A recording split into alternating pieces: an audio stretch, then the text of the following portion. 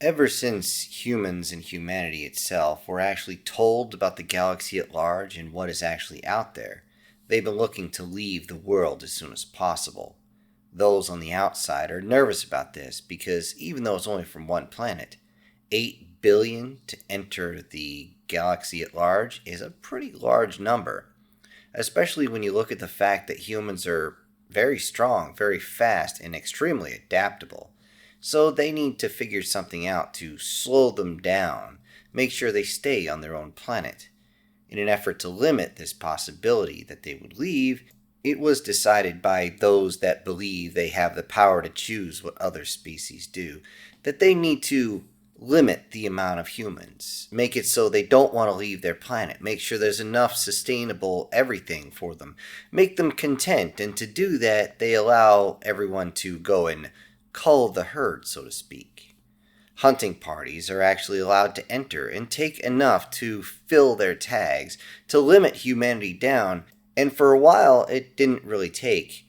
That is, until they found out from a few humans that were taken off planet that Terrans were nice and juicy, and everybody wanted in. And even though there seemed to be enough food if they just started harvesting, there was an issue. Turns out, humans don't like to be messed with. They don't like to be hunted, and the Terrans got mean. Terrans fought back, and many of them were no longer using simple rocks or sticks to fight back, no, but projectile weapons, guided munitions, and anything they could use to protect themselves. The human militaries know exactly what type of microwave jammer that they used to try to use as radar, and they use it to force any ship coming down through the atmosphere to suddenly lose power and plummet to the surface. If one can't restart the engines fast enough, well, thud. This meant that you could only send very small groups or very small ships and only in very small sections of the planet where the defenses weren't exactly all that strong. These areas were not exactly heavily protected, and you could go in, get your tags, and get out before their militaries actually got to you. Unfortunately, this also meant that every time a ship was taken down and crashed onto the planet, the price went up. Eventually, it went up so far that just the average citizen couldn't afford it, and this meant the wealthy ones, those of high status, were the only ones that would go to humanity's doorstep to hunt. For one of these trips, the monarchs of two species believed that their children hunting humans together would be a bonding experience and bring the two species much closer. The aklak is an insectoid species that hunts using its very large eyes, all four of them, to track everything. From the absolute slightest of movements to the even slightest change or shift in color, they see it all.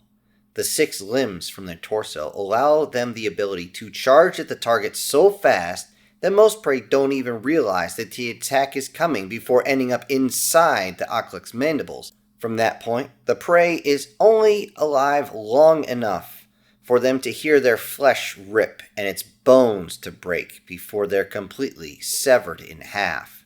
Once on the ground and dead, the aklak can feed at its leisure. Next to them is the birchis, and these are a very canine-looking species. Tall and lean for the galactic standards, but actually only standing 1.6 meters tall. The humans can easily confuse it as a medium-sized dog when they walk on all fours, yet they prefer not to do so. This would be a mistake if you thought it was a dog, as they will try to ambush their prey, trying to get close, tearing at it until the prey is simply surrendering to its injuries. The birchis have learned that attacking humans' neck is not easy to do, as humans do tend to protect their head and neck. But getting a hold of one of the appendages and thrashing extremely hard is very effective, especially once you rip it off. However, once they rip off one limb, you have to take out a second one before the human is actually down. Or, if you're lucky, you can go for the neck, and then it only takes a few moments. Both of these princes desired to bring slaves with them, but the more passengers means the bigger the ship. The bigger the ship, the higher chance of being shot down either on the way in or the way out and Given their station, they just couldn't risk it, being the first sons of the monarchs, of course. This was important.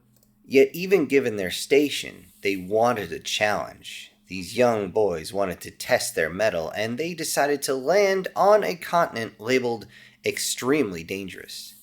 They believed the label was due to the humans usually being armed, or in some cases very well armed.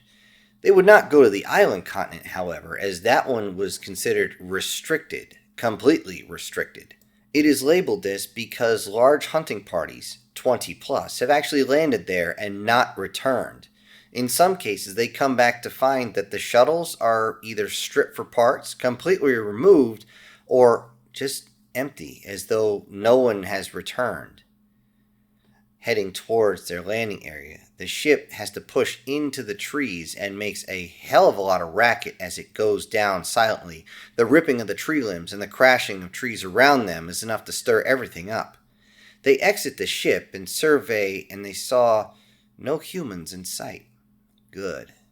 No one saw them. No one saw them come in. After looking around and double-checking to see if any humans were coming to check out their landing, they pulled out the holomap to see where humans might actually be.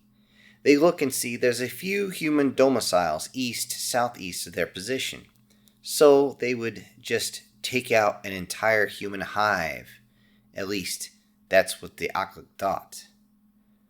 On the way, they stayed as quiet as possible, despite their rough interest.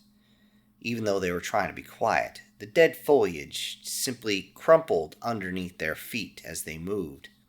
After they passed through one valley, went up the side of a hill, and started going down another, they noticed the sun was beginning to set, cursing themselves that they forgot to check when the sun goes past the horizon. Although it doesn't matter to them. They do have good night vision, and they continued on, not really caring. Although it was in the back of their mind, it's a lot better to do this during the day. The humans are more active and give more of a challenge. As they saw the light from the humans' domicile, they begin to get excited. One of them clacking its own shell together in complete excitement, and the other drooling just a little at the thought of sinking its fangs into one of their prepubescent humans, one that they delight in chewing on. After looking at each other and exchanging glances of sheer joy, they continued to move, and then they heard something moving in the dead foliage. They look around silently and see something white moving along the ground. Two things white, but they seem to be moving at the same time. Wait, that's not two separate things. What is that? They thought to themselves. They moved in close to investigate very, very carefully. And then they saw that there was something moving through the night, and they were itching right now for their very first kill. The canine bear chick was the first one to go in. It growled just a little bit as it lunged towards its prey, and then suddenly fell back, holding its muzzle and screeching in pain, barely able to get air inside. The bear chick began to vomit uncontrollably as something just seemed to happen. The Aklik saw this and was outraged that his friend had just fell back and now was in such pain, and then charged at the retreating creature. Suddenly he stopped, grabbed his eyes in pain, and screeched up into the air as he thrashed, screaming about how he can't see. Since the Aklik has no sense of smell, this leaves him only with hearing, touch, and taste, one of which was now going to cost him even more. The unbearable flavor now permeated his mouth and caused the Aklik to also vomit violently, and with such force that his muscles tensed so much that he also defecated uncontrollably on the ground. Both had charged with their mouths wide open as they wanted to sink their teeth into this prey, and instead they received something that has them both on the ground in inconceivable and unbearable pain. Through most of the night, they both screamed and howled in pain in between bouts of uncontrollable vomiting, convulsions, uncontrollable release of urine and feces, and all while having panic attacks, realizing that they now have lost their primary senses. The senses that remain are simply absolutely painful as they thought they were simply melting. One not having his sense of smell anymore except for this unbelievable, disgusting scent up there. It was dripping down into his tongue, making him vomit even more. He reached up to his jowls, used his paws to pull at his jowls, trying to scrape off the pain, and now he's simply reaching up and realizing his eyes are also on fire. What is going on? Oh, this is terrible. The other one reaching up to his carapace, reaching up to his eyes, trying to wipe off whatever was on them. He couldn't see, wiping so hard that he's actually starting to tear at his eyes, tear at his antenna, trying to reach in and almost rip off the sensory organs so he doesn't have to taste that anymore, and still vomiting the entire time. Both of them thrashing on the ground, still not able to comprehend what had just happened. The next morning, a few neighbors that had heard the commotion walked up the hill as they wanted to know what in the hell had made those noises. They weren't going to go up at night with flashlights, as this limits their ability to take out whatever it was, but they had also been smart, and they called the sheriff, and one of the deputies was now with them, and they all went up the hill to see what was going on, and they were all heavily armed.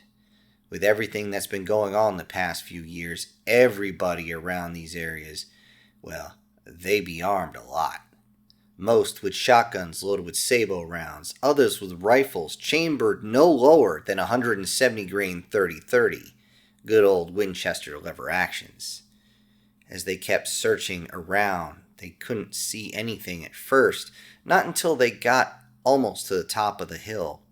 Then they saw them. They found the two creatures on the ground, and the group was just amazed at the fact that two different alien species were here. Two alien bodies were just laying on the ground, covered with their own vomit, feces, and blood, as though they had tried to tear their own faces apart, almost to the point where they wanted to rip their own throats out. What the? This was a very confusing sight. The ones that discovered the bodies called everyone over, and the sheriff's deputy asked, "What you think killed them?" The older men started laughing hard. "Well, what's so funny?" "Oh, come on, can't you smell it? These two must have run into a skunk last night." With that, everybody took a deep breath, realized what was in the air, and just started laughing. An old man with a big gray beard just simply slung his rifle and said, "Yep, guess these self-righteous aliens can't handle a little Kentucky cologne, can they?" Hello everybody, this is Syntax. Thank you for joining me on today's short story, a short story that was recommended by one of my fans during our live stream, Wednesday nights, 18:30 hours, Eastern Standard Time. In any case, before I go, I'd also like to send some special thank yous to a few of my supporters, and those will be Erica Gem, MTF Guard, Brian Kemp, SS Demon, Chris Dixon, and Guardian Sage. Thank you all so much for supporting the channel.